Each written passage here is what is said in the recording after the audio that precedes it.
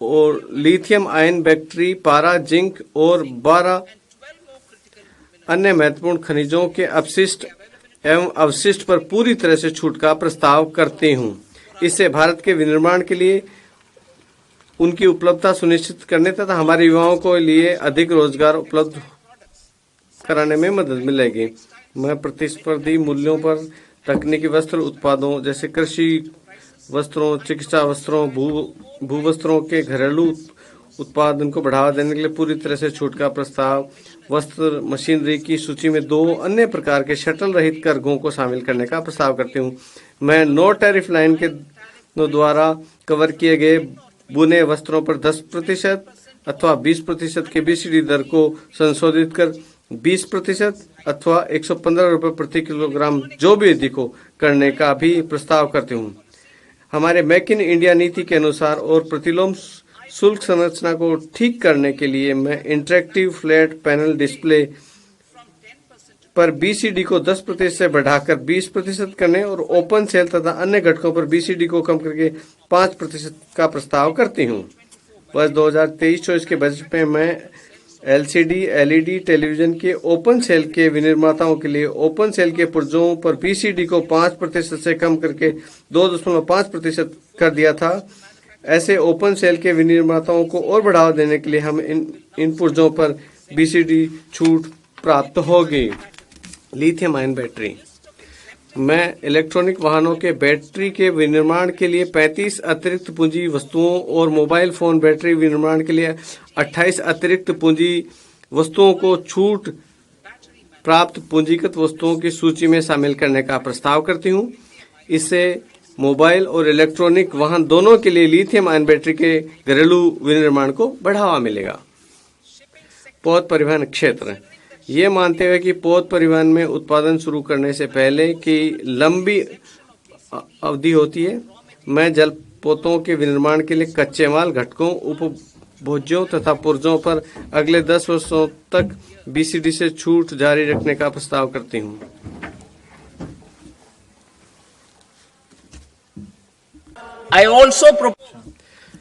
मैं पुराने पोतों को तोड़ने और अधिक प्रतिस्पर्धी बनाने के लिए इस सामान छूट देने का भी प्रस्ताव करते हूँ।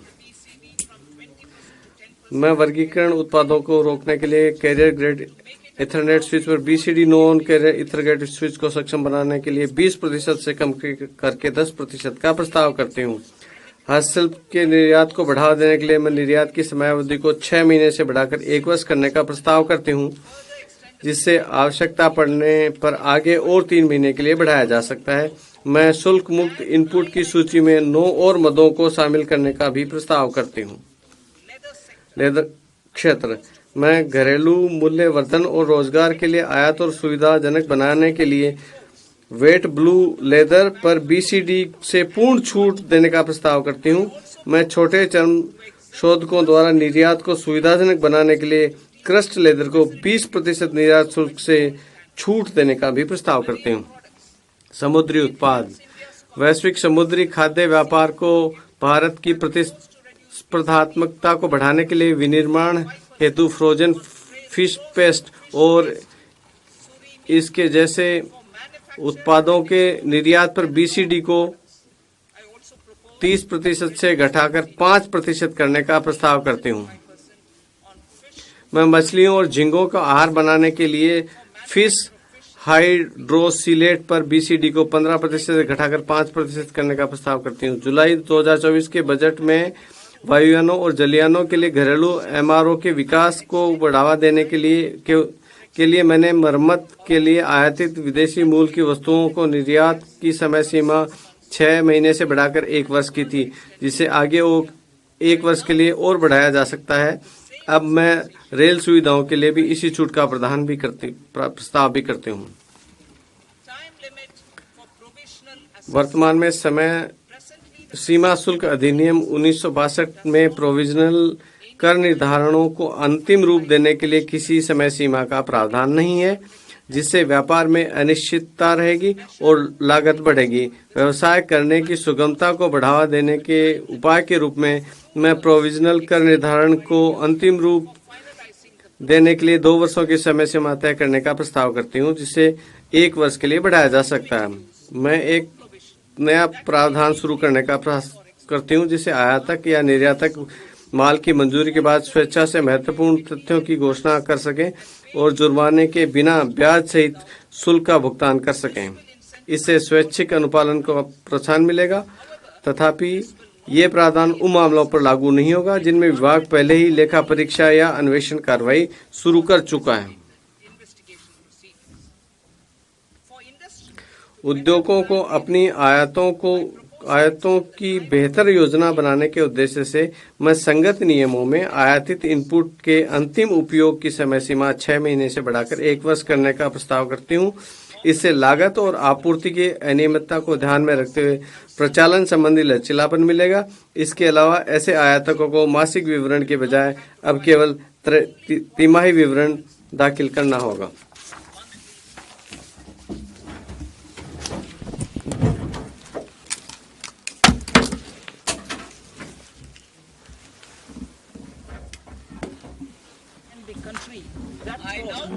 अब मैं अपने प्रत्यक्ष कर प्रस्तावों पर आती हूँ।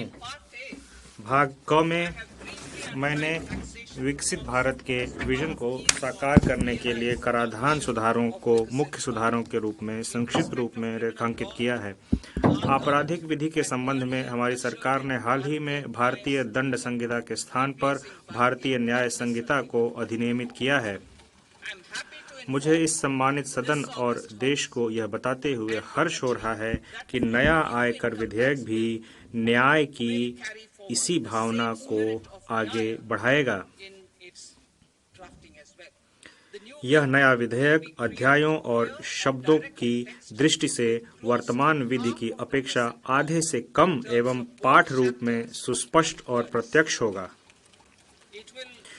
यह करदाताओं और कर प्रशासन के लिए समझने में आसान होगा, जिससे कर सुनिश्चितता आएगी और मुकदमेबाजी कम होगी।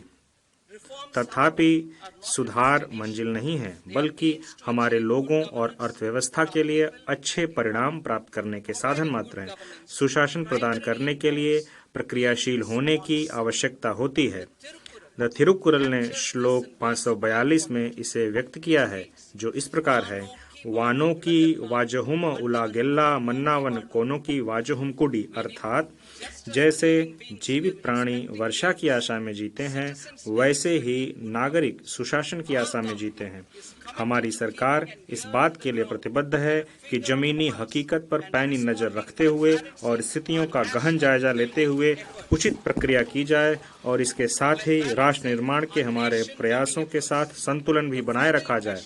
निम्नलिखित उपाय इस बात का ब्यौरा देंगे कि प्रधानमंत्री मोदी जी के नेतृत्व में हमारी सरकार ने नागरिकों द्वारा व्यक्त आवश्यकताओं को समझने और मैं पुनः इसको दोहराती हूँ कि निम्नलिखित उपाय इस बात का ब्यौरा देंगे कि प्रधानमंत्री मोदी जी ने के नेतृत्व में हमारी सरकार ने नागरिकों द्वारा व्यक्त आवश्यकताओं को समझने और उसे संबोधित करने के लिए किस प्रकार के कदम उठाए गए। मेरे कर प्रस्ताव इसी मनोभाव से प्रेरित हैं। मेरे प्रस्ताव के उद्देश्य इस प्रकार हैं: मध्य वर्ग पर विशेष ध्यान देते हुए व्यक्तिगत आयकर सुधार, कठिनाइयां कम करने के लिए टीडीएस और टीटीएस को युक्तिसंगत बनाना, स्वैच्छिक अनुपालन को प्रोत्साहित करना, अनुपालन के बोझ को कम करना, व्यवसाय कम करने की सुगमता, रोजगार और निवेश। मैं वैयक्तिक आयकर के संबंध में अपना प्रस्ताव अंत में प्रस्तुत करूंगी। कठिनाइयां कम करने के लिए टीडीएस और टीडीएस को तर्कसंगत बनाना। मैं टीडीएस की दरों और सीमाओं की संख्याओं को उसे युक्तिसंगत बनाने का प्रस्ताव करती हूं। इसके अलावा बेहतर स्पष्टता और एकरूपता के लिए टीडीएस